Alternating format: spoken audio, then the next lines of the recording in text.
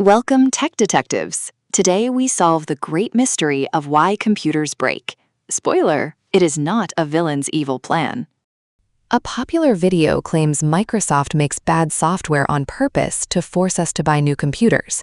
But is that scary story actually true? Here is our golden rule. Just because something breaks doesn't mean someone wanted to break it. Complicated mistakes are rarely evil plans. Is Windows a rotting disaster?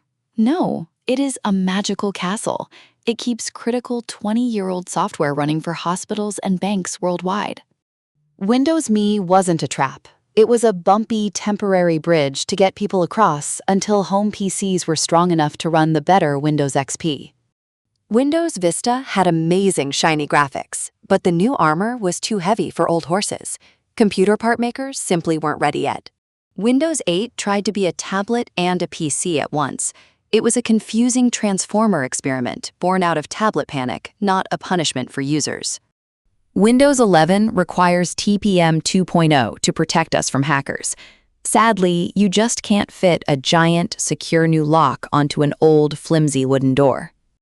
The Recall AI tool is like a private diary. Your screenshot naps stay locked inside your PC and are never sent to the internet. It is safe.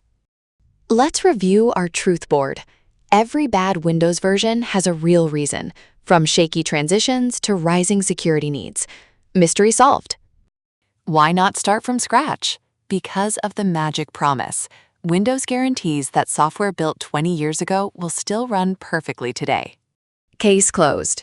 Building software for billions is hard. Remember, a complicated mistake is just a mistake, not a villain's evil master plan.